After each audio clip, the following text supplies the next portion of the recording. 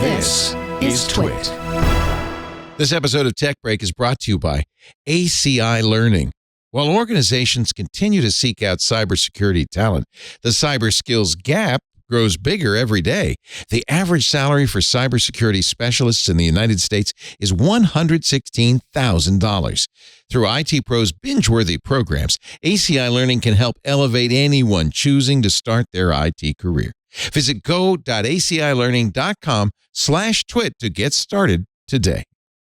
Catch me up on the latest thinking. Still no Mac Pro. What the heck? Jason, is there an inside story to that? No Mac Pro? Why? I think there's some speculation that since John Ternus did his little wink to the camera about it 400 days ago or whatever, but who's counting? And the answer is, I think Mac Rumors is counting. So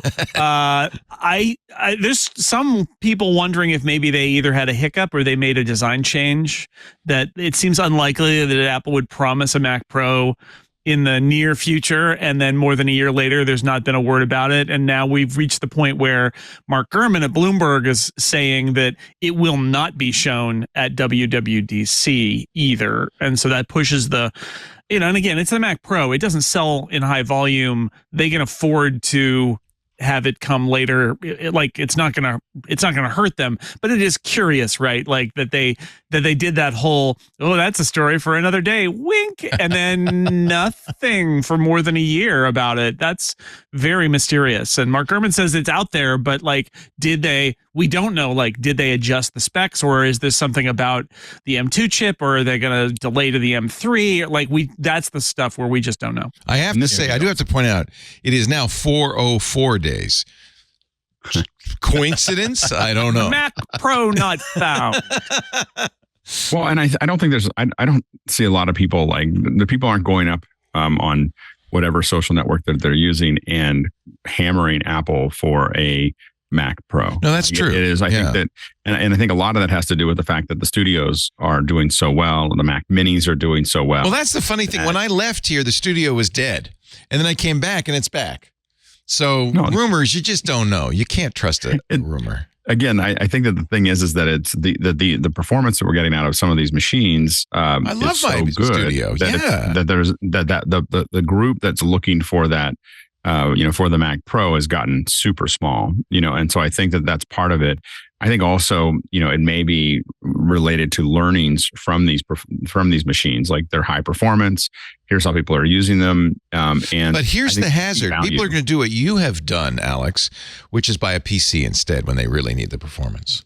I don't feel that I bought, but the PCs that I bought, I still would have to buy even a Mac Pro because I was using NVIDIA cards that I need to be NVIDIA cards. I had 4 Quadra cards, in one PC. Right. I'm not going to be able to do that with the Mac Pro. So it wouldn't really affect people like me to do that.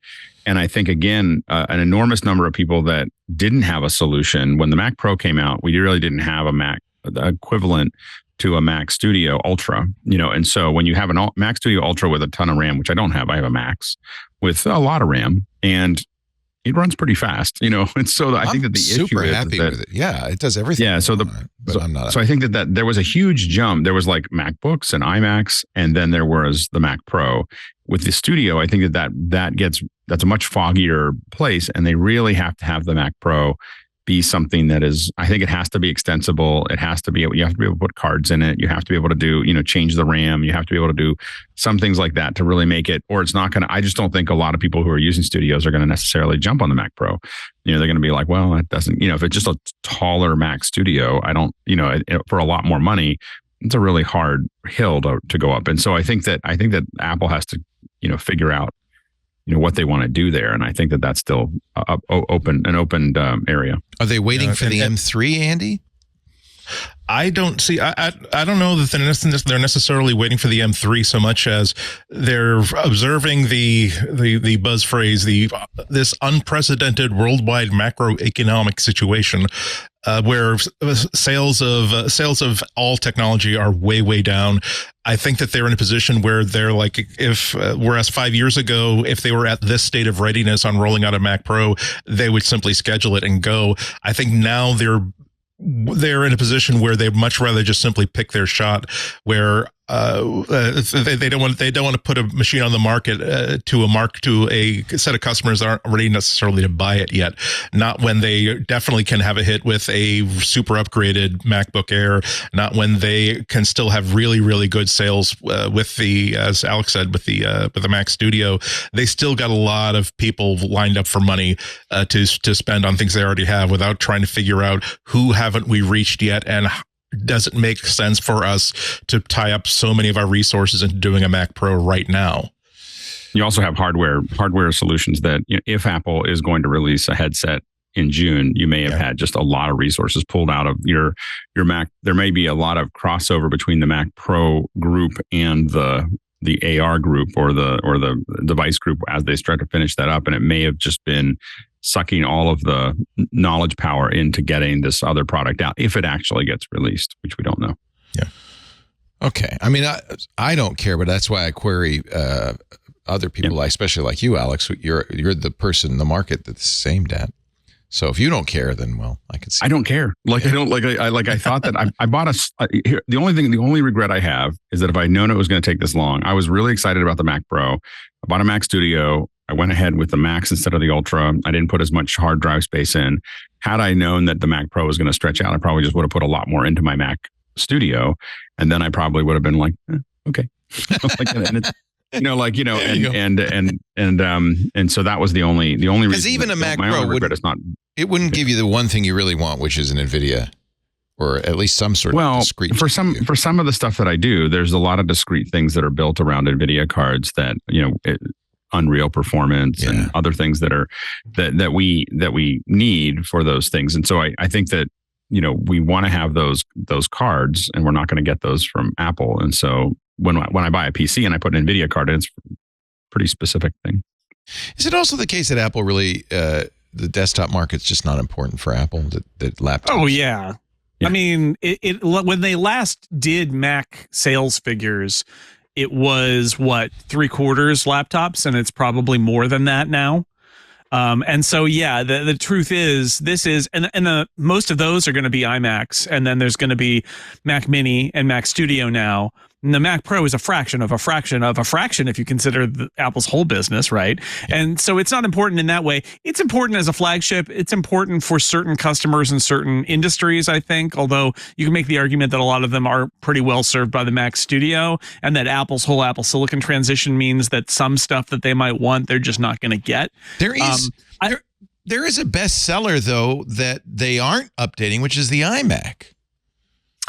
Right. Well, I mean, I think this goes to what you said about desktops, right? It feels to me like we're going to end in a cadence here where laptops are updated with every chip generation and desktops are updated with every other chip generation. But that's a self-fulfilling prophecy. I mean, right.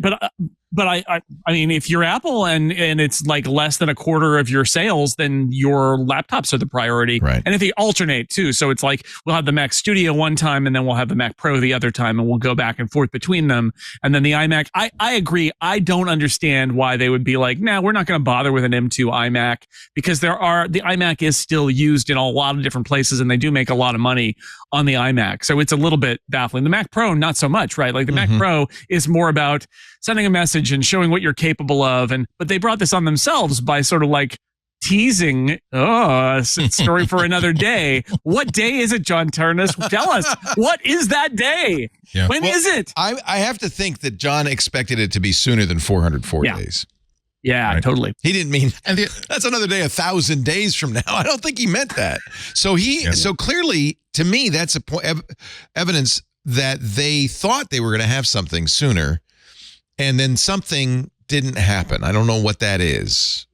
Maybe it was financial. Maybe it was technical. Yeah, and another question is, are they still trying to decide what defines a Mac Pro at this juncture? We've talked about this before, where a Mac Studio is so powerful for creatives right now that you're wondering what kind of people will definitely be holding on to their money for a Mac Pro right now. And so now the gulf between Mac Pro users and non-Mac Pro users has never been more distinct. Now you really are talking about people who are doing a lot of like number crunching, a lot of number modeling, like financial modeling. You're wondering, I have to wonder if they're trying to figure out if if the high-end Mac Pro users are now interested in using Macs not just for augmented reality, not just for high-end editing, not just for, again, weather modeling, financial modeling, all the research sort of stuff, but also are they developing language models with it? Are they developing AI models with it? And does that now mean that their whole concept of what they were been building for the past 2 or 3 years is now less relevant than it used to be? And so it behooves them to go back to the drawing board at least a little bit and make sure that they can make that cases. If you're going to give us $10,000 for a workstation, this is competitive with a high end Windows machine that's got 4 GPUs in it to do all that heavy lifting. All right, here's another data point. Somewhere between rumor and fact, there is a database of Macs that the Find My configuration files are coming out, and inside the Find My configuration files, there are Macs that should not be in Find My because they're desktop. And a developer named Nicolas Alvarez noticed that this Find My has now 3 new not before seen Mac models, and because this database is of desktops, the implication is there are 3 desktops coming. Mac now, maybe Jason, you can decipher the numbering. Mac 14,8, 13, and 14. Yeah, the problem is that now they just say Mac. They used to say more about what Mac they were, and now they don't. In fact, there's some speculation that, does it even mean MacBooks, and that they're just not calling them anything, just Mac now. By the way, but it seems like it's not Find My. Yeah, you can do it. I know. I always thought that was weird, but I'm quoting 9to5Mac here, which says. Only desktop Macs are listed in this file because they're the only ones not compatible with the Find My. Oh, it's the left behind feature. So if somebody steals your desktop, you can still find it, but the left, like when you leave, can't put it in. I tell you, every single day on my trip. And I kept saying, I got to turn this off. It would say, you left your bag. You left your iPad at the hotel. Oh, no. Every single freaking day. But I know it was working, so that's good. So they don't put desktops in there for obvious reasons. In that category. Right? So yeah, I mean, yeah, sure. I mean, what would they be? There are rumors that there is a Mac Pro. There are rumors that they're working on a Mac, an iMac that's an M3, but who knows? I mean, the problem with that is like, what does it mean? And the answer is they may just be putting it in there for future use, and, right? Testing. It's not like an FCC database where you'd go, oh, okay, something exists and they're testing. Yeah. Okay. Mac Studio has not been upgraded since 2022. Typically, according to 9to5Mac, the Mac 14 designation is reserved for M2 or possibly later chips. So these are presumably M2s. The Mac Mini is a Mac 14, 3. That's the M2 Mac Mini. The M2 Pro Mac Mini is 14, 12. So those would slot in nicely in those new 3 ones. Who the hell knows? I don't know if it means anything, right? And also when I left, the M3 was on the near horizon. Now it's not anymore, right? Everything's going to be M2 and shit. Yeah. It feels like we reached the most obvious answer there, which was like, well, what are they going to do if they have the M3, but then they release the 15-inch MacBook Air with the M2? And the answer is, well, yeah, the 15-inch MacBook Air is going to come out, and it's going to be an M2. And then when will the M3 Air come out? Well, later, probably this fall. This fall. And well, wait, oh my God, they'll have 2 models of Air, and one's bigger than the other, but it has a different chip. It's like, nope. Yeah, that's it. Yeah. I do think that at some point Apple has to kind of sync this up. Like it's really confusing. It's starting to get really confusing. I've got an M1 here, an M2 here, possibly an M3 there. And it starts to feel like the mid-90s. Like it's just no, they'll get it. I think they'll get there. It's a stutter step because of it's new. It's for early days. They'll get to a yearly cadence, right?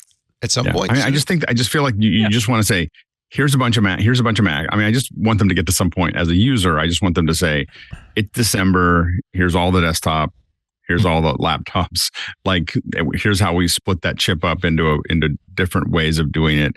And I just think it's a lot. I think that the confusion does start to, like, when am I waiting for this or am I waiting for that? And I think that there is, keeping that confusion keeps people buying year round. I understand that process, but at the same time, there's a little bit of, I'm just going to hang on because I find myself hanging on to computers a lot, like Macs. Like, I don't know if I want to upgrade it because I just don't understand what they're doing. And so by not understanding it, I think it may be slowing down purchases as well.